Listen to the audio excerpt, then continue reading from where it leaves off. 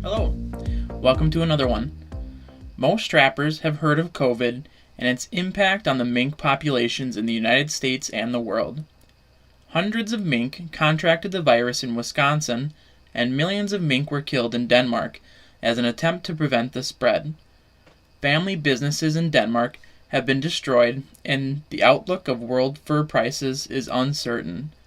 This video is a quick glance at the impact of COVID on United States mink farms, the Denmark mink farms, and the speculation of COVID's impact on fur prices. First sign of trouble was that the mink stopped eating, said Hugh Hildebrandt, one of the two main mink veterinarians in Wisconsin. Next came coughing and sneezing, lethargy, and labored breathing. 5 to 7 days in, the ranchers thought that most of the mink were going to die. Hildebrandt continued with a more positive outlook. The ranchers woke up the next morning, and it just stopped. The mink all started eating, and they ate more than they ever did before. The cause of this was COVID. Wisconsin was a COVID-19 hotspot since late summer, and workers at mink ranches had already tested positive, and the Wisconsin Veterinary Diagnostic Lab in Madison, Wisconsin, confirmed that. The mink caught COVID, most likely from farm workers. It killed hundreds per day, and about 5,500 total on 2 Wisconsin ranches. It whipped through by coat color.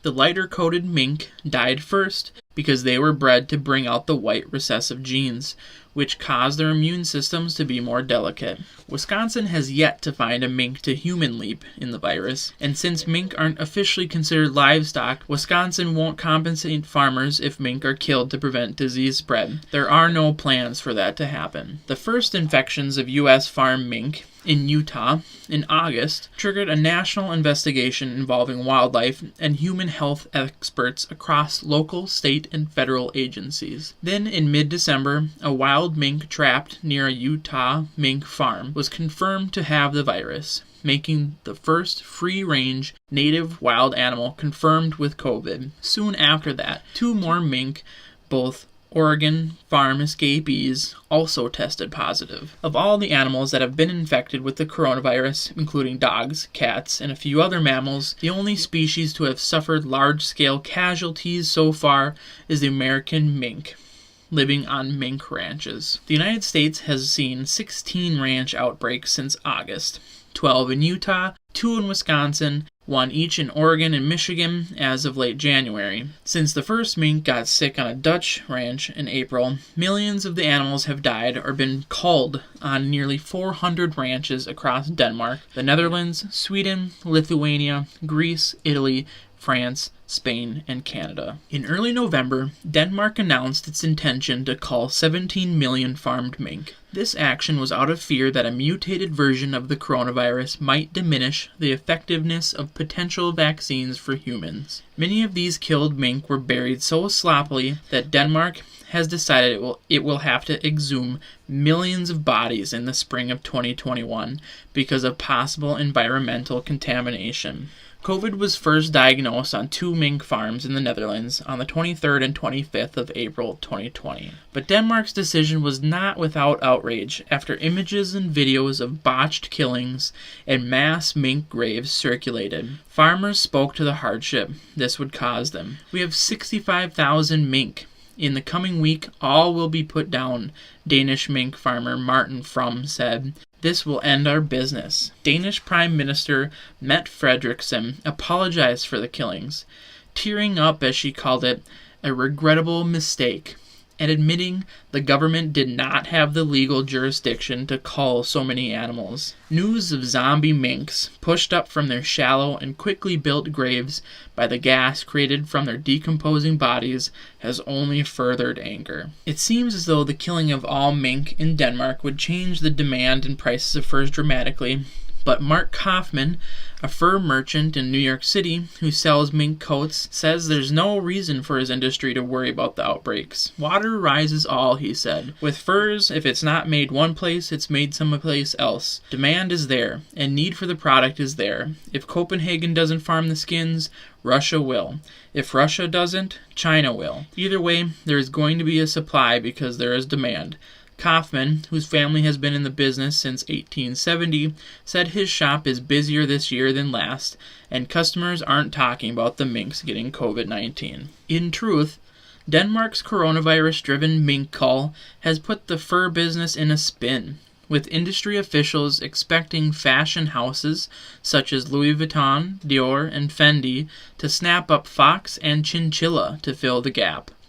The global fur trade, worth more than $22 billion a year, is reeling from Denmark's decision.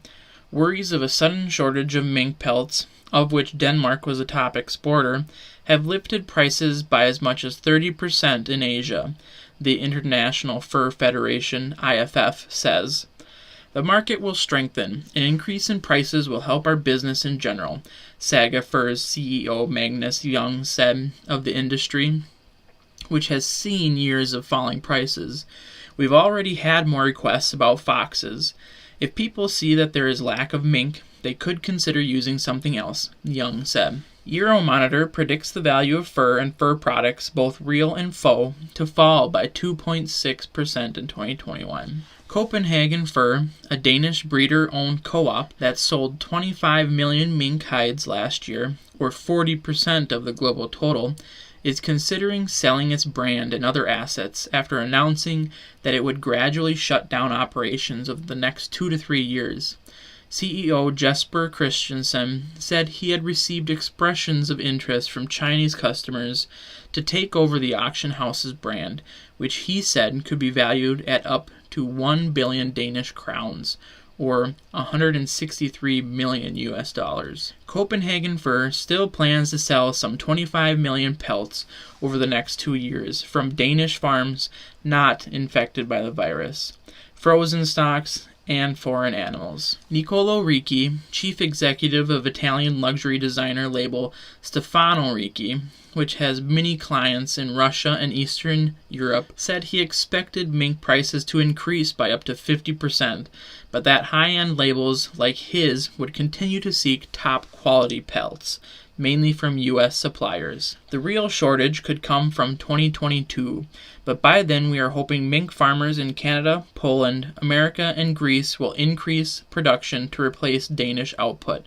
said IFF head Mark Oten. Russia and China are also expected to increase output. People will also be looking at other types of fur. Fox has been very popular for trimmings, in parkas for example. Wild fur is also becoming more popular, as is chinchilla, Oten added. The opportunity in this depressed fur market is the fact that it will force many trappers to find alternative markets for furs. There is a challenge to get creative and seek ways to add value to a product that otherwise is considered a commodity. Some ideas include tanning fur pelts and selling them as decorative wall hangers, making fur clothing like hats and mittens, and other products like blankets and pillows. There are lots of possibilities, but they require hard work in regards to making the products and marketing. In our previous videos, and coming up in future videos, we describe many ways to add value in trapping. Thank you for watching this video. If you have any questions, comment below, and we will do our best to answer.